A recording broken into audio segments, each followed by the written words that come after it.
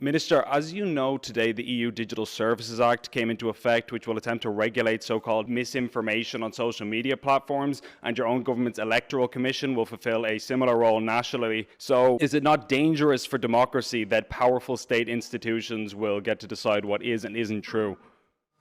I think this is actually a very important development for Ireland. So while the European Commission leads on implementation and enforcement, provides the member states to establishment, to share responsibility depending on the circumstances of any particular situation. I think what we've done with Comisiún nivel and setting that up as a regulator will protect children, mostly. That's the priority, children from harmful content online, and I welcome this today. Sure, but I'm asking about the misinformation side of it specifically, whatever about child protection, that's a whole separate issue. I mean, is it right for government and state institutions to be able to say what is and isn't true?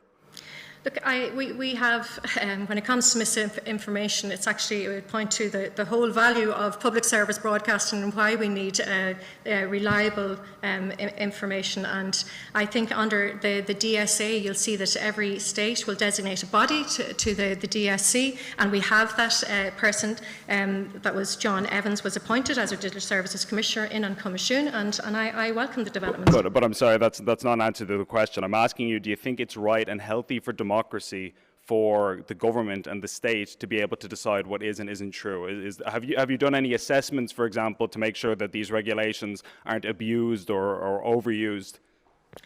I think everything that we see in misinformation, anything that can prevent misinformation, is to be welcomed. So you haven't done any assessment then to ensure that this isn't abused? The DSA would lie with Minister Coveney's department, but Comisiún nivel lies with me. Minister, in relation... Minister, just on the Digital Services Act again, is it really good enough that you failed to answer the question earlier about whether or not it's acceptable for the state to regulate information that people are allowed to say and decide what is true or false?